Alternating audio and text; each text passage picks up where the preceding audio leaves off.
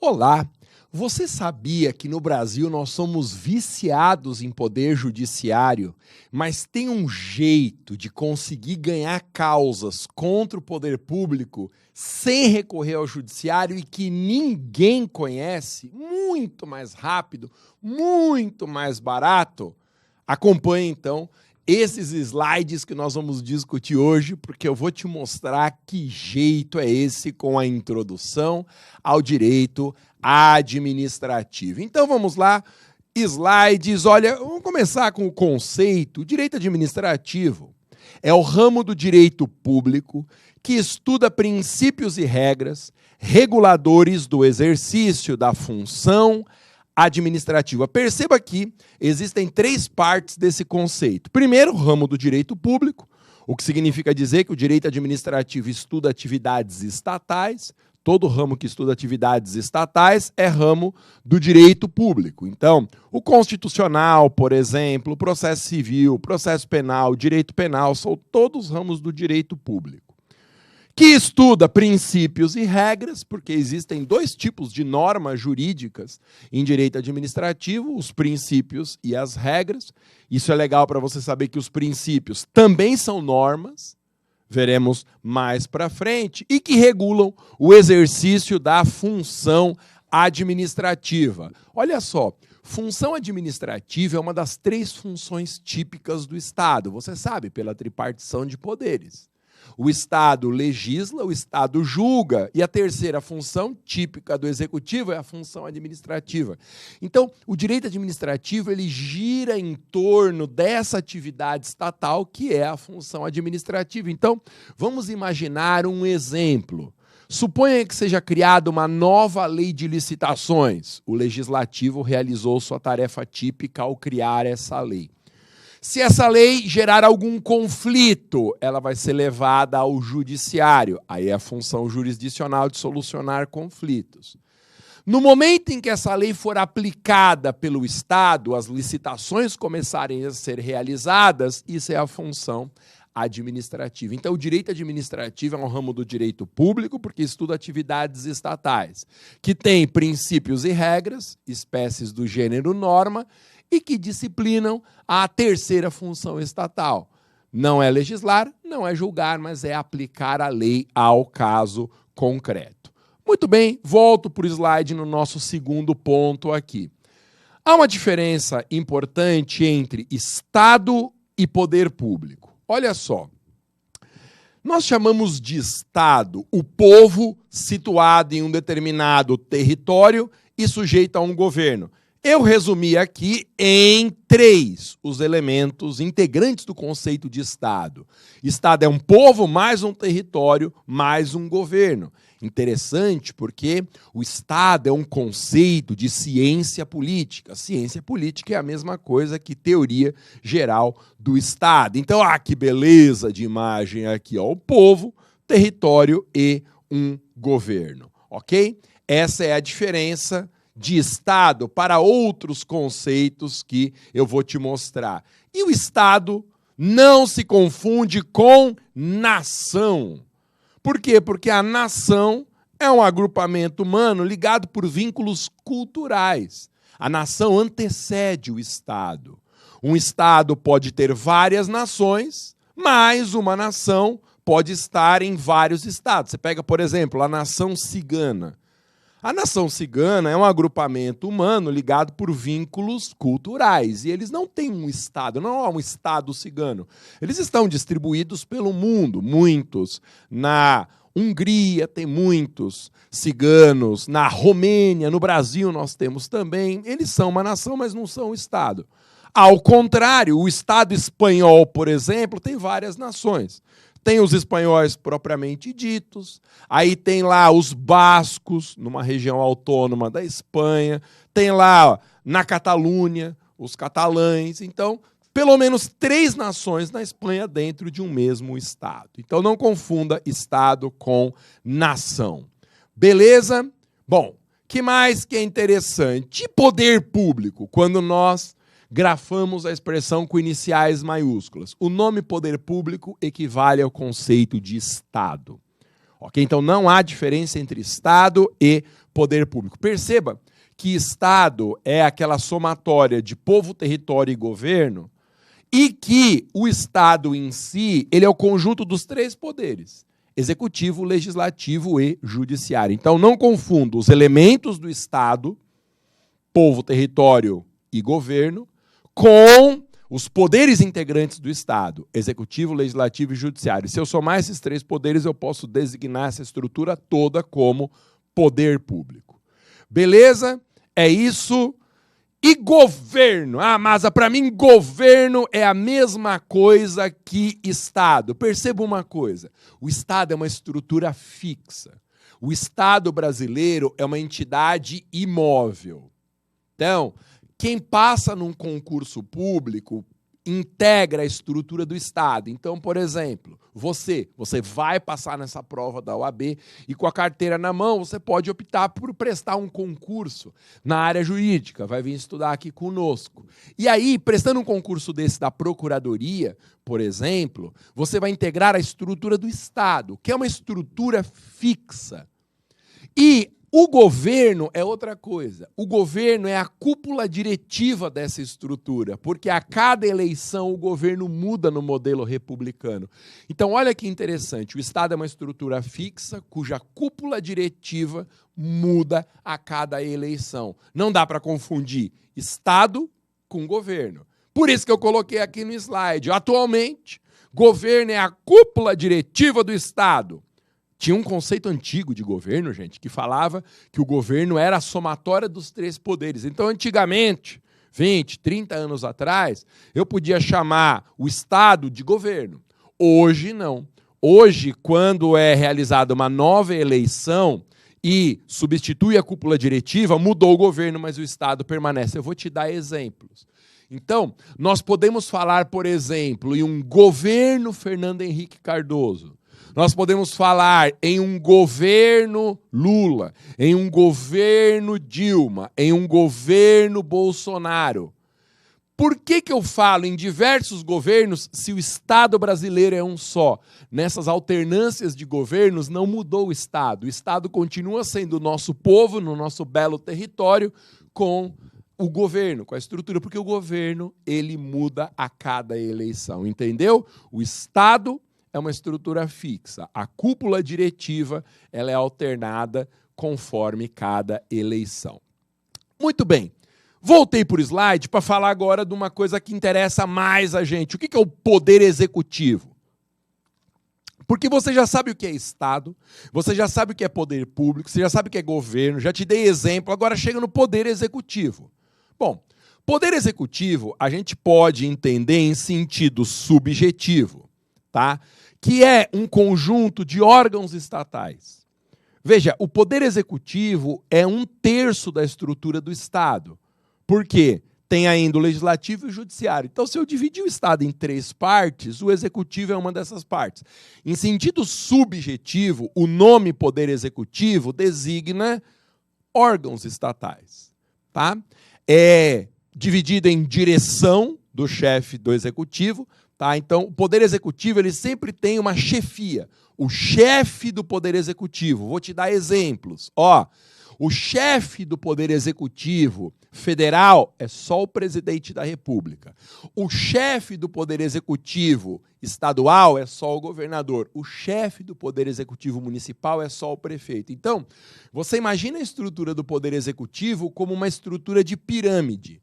No ápice da pirâmide só tem uma pessoa, presidente, governador ou prefeito, que nós chamamos de chefe do executivo. Interessante, né? Essa é a estrutura que nós denominamos poder executivo em sentido subjetivo. Resumindo o slide para você aqui, ó. Direção é a chefia do executivo, presidente, governador e prefeito. Legal?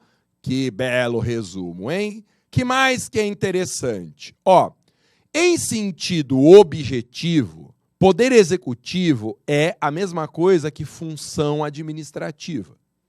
Tá? Falar em poder executivo em sentido objetivo, note, não é sentido subjetivo. Sentido subjetivo é aquele conjunto de órgãos. Em sentido objetivo, nós estamos falando de uma tarefa, de uma função. Então, enquanto o sentido subjetivo é uma estrutura, o sentido objetivo é uma função. Normalmente a gente escreve aí poder executivo com iniciais minúsculas. É a mesma coisa que função administrativa. Bom, chegamos a uma parte muito importante agora, os dois sentidos para o termo administração pública. Aí nós vamos seguir a mesma regra que os dois sentidos para poder executivo. Olha só, nós podemos falar em administração pública em sentido subjetivo. Lembra? Subjetivo vem de sujeito, de pessoa. Então, administração em sentido subjetivo é uma estrutura pessoal dentro do Estado, órgãos e entidades estatais. Ou então, em administração pública em sentido objetivo. O objetivo vem de objeto, vem de algum assunto, vem de alguma matéria. Em sentido objetivo, é uma atividade, a administração pública. Olha que belo slide que eu fiz aqui. Ó. Nós podemos falar em administração em sentido subjetivo, orgânico ou formal, porque os três nomes são a mesma coisa, ou em sentido objetivo, material ou funcional. Você já sabe, porque é a mesma coisa que executivo, que em sentido subjetivo é uma estrutura. Em sentido objetivo é uma atividade. Então, dê uma olhadinha aqui, ó, vai ficar mais fácil de você entender. Em sentido subjetivo, administração pública é um conceito estrutural mais amplo do que o de poder executivo. Por quê? Porque, em sentido subjetivo, a administração pública compreende todos os órgãos e entidades exercendo função administrativa. Todos os órgãos e entidades exercendo função administrativa. Vou te dar um exemplo para você visualizar. Suponha a Comissão de Licitações do Senado. Veja, o Senado é um órgão do Poder Legislativo. Só que a Comissão de Licitações do Senado, ela está exercendo uma tarefa que não é legislativa. Licitação é uma função administrativa, tanto que está aqui entre as matérias que nós estudamos em direito administrativo. Quando a Comissão de Licitações do Senado realiza uma licitação, ela passa a fazer parte da administração pública em sentido subjetivo, mesmo pertencendo ao legislativo. Veja que interessante, portanto. Poder executivo é só aquela estrutura piramidal, chefiada pelo presidente, governador ou prefeito. A administração pública em sentido subjetivo é muito mais do que aquela estrutura, porque esse conceito vai englobar qualquer órgão ou entidade do Estado que exerça função administrativa, mesmo que seja um órgão lá do Legislativo, como a Comissão de Licitações do Senado, exercendo uma função administrativa. É um conceito mais amplo do que o de poder executivo. Agora, em sentido objetivo? Em sentido objetivo, material ou funcional, olha só como não vai ter novidade. É uma atividade. É o mesmo que função administrativa. Então, o que a gente já sabe? Um monte de coisas.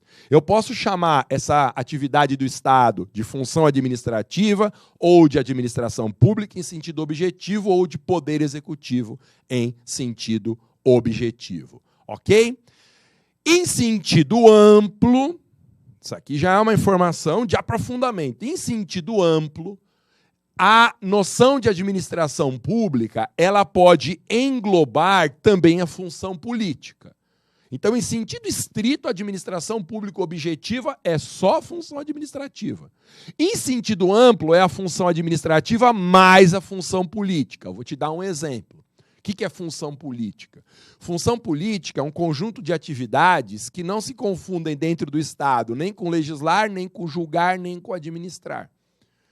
Nossa, Masa, mas eu jurava que o Estado ou está legislando, ou está julgando, ou está administrando. Então, mas não é. Tem algumas coisinhas que o Estado faz que não cabem na tripartição de poderes. Por exemplo, a função política. É interessante isso. Você imagina um caso qualquer, Deus nos livre, mas o Brasil declara guerra a algum outro país. Isso é uma função política. Declaração de guerra não é nem legislar, nem julgar, nem administrar. É um outro tipo de tarefa que a Constituição prevê.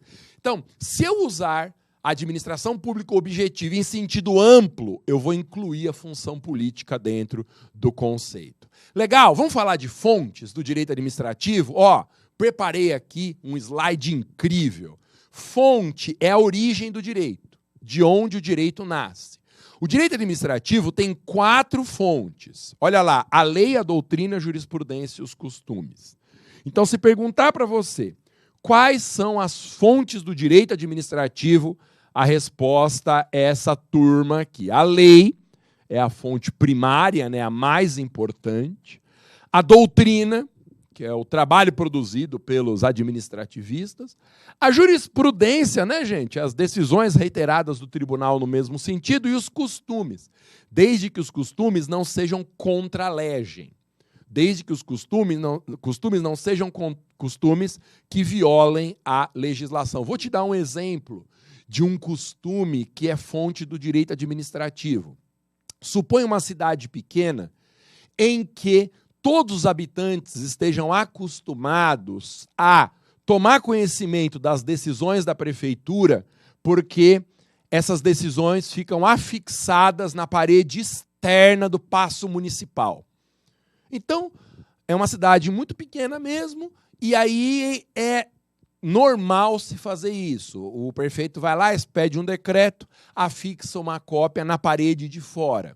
E depois a Câmara Municipal aprova uma lei, põe uma cópia lá na parede, para a população ter contato com aqueles conteúdos, né, com as grandes decisões da cidade. Veja, embora a legislação brasileira não obrigue essa forma de publicidade, você imagina aprovar uma nova lei e ficar na parede do Congresso Nacional lá, mas para uma cidade de pequenas proporções isso faz sentido. Esse costume, que não contraria lei nenhuma, de dar publicidade desse modo tão diferente, ele vira fonte no direito administrativo. Como ele não contraria a lei, ele passa a criar uma regra de observância obrigatória para aquela gestão municipal. Bom, vou mudar de assunto para falar agora de sistemas de controle. Tá? O que são sistemas de controle? Olha só, são os mecanismos, os 2 grandes mecanismos que existem no mundo para fiscalizar as atividades da administração. Existem 2 grandes modelos de fiscalização das atividades da administração. Eu fiz um slide aqui. Existe, em primeiro lugar, o chamado modelo francês, do contencioso administrativo. No modelo francês, que não é o adotado no Brasil, existem 2 estruturas de julgamento. Existe um poder judiciário como o nosso, mas existe um outro judiciário separado só para as causas da administração. Esse outro judiciário separado chama contencioso administrativo. O modelo francês é importante porque ele é adotado na maioria dos países europeus, mas não é o nosso. O Brasil adota esse segundão aqui, ó, o modelo inglês. É só você pensar no David Beckham. Lembra do jogador? Modelo inglês? É o que a gente adota aqui no Brasil. O modelo inglês adotado no Brasil, volta a imagem para mim, ele é chamado de unidade de jurisdição, porque todas as causas têm que ser julgadas no poder judiciário. O Brasil não tem mais de uma estrutura de julgamento. Só o poder judiciário decide com força de coisa julgada. Por que o Brasil adota o modelo inglês da unidade de jurisdição? Pelo artigo 5º, inciso 35 da Constituição. A lei não excluirá da apreciação do Poder Judiciário lesão ou ameaça a direito. Então, todas as causas têm que ir para o Poder Judiciário. Não tem como elas serem defendidas perante uma outra estrutura estatal. Então, o Brasil sempre adotou e adota hoje a unidade de jurisdição, que é o modelo inglês. Só que toma cuidado.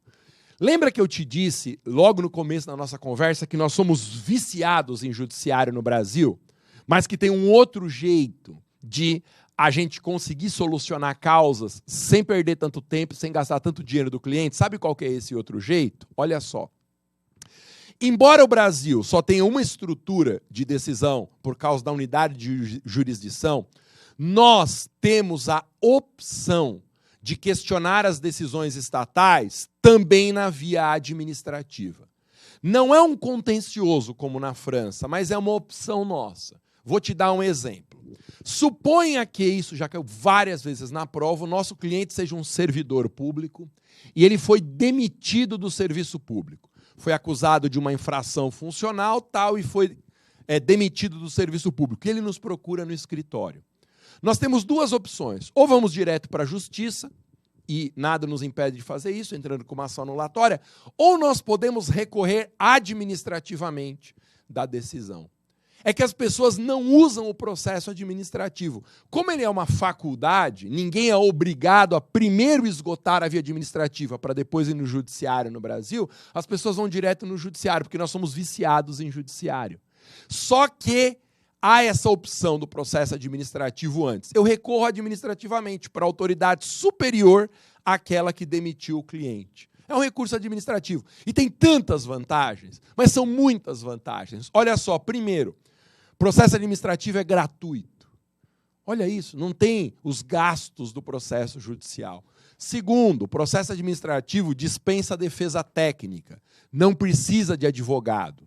Não é bom para nós, advogados, daqui a 2 meses você vai estar com a sua carteira na mão, não é uma regra boa para quem advoga, mas é boa para o cliente. Uma segunda vantagem do processo administrativo. Uma terceira vantagem é que se no processo administrativo o Estado se considerar culpado e tiver que pagar uma indenização, não tem precatório. Processo administrativo não tem precatório. Então, é por isso que eu te disse que há um meio muito mais incrível de resolver problemas com o Estado, o processo administrativo. Somos obrigados a tentar isso? Nunca.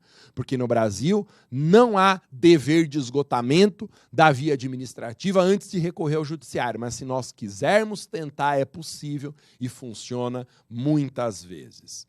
Vamos resumir tudo que nós vimos no nosso encontro de hoje, ó. Nós vimos que o direito administrativo é um ramo do direito público porque estuda atividades estatais e tem como objeto principal a função administrativa. Nós vimos que Estado e poder público são expressões sinônimas. O Estado ele é composto por 3 elementos, tá? Ele é um povo num território sob um governo. Eu te expliquei também que governo, você lembra bem, é a cúpula diretiva do Estado. A cada eleição, o governo muda, a estrutura estatal é fixa. Poder público é a mesma coisa que Estado, hoje em dia. Tá? Poder público é a somatória dos 3 poderes. A administração pública é um termo que a gente pode compreender em 2 sentidos. Em sentido objetivo, é o mesmo que função administrativa. E em sentido subjetivo, é sinônimo, tá, de órgãos e entidades estatais no exercício da função administrativa. Nós vimos também que são 4 as fontes do direito administrativo: a lei, a jurisprudência, os costumes e a doutrina, desde que os costumes não sejam contra a lei.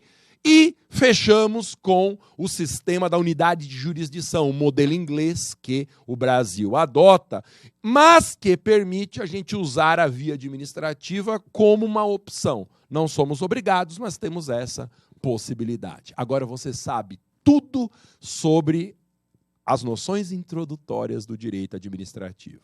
É isso.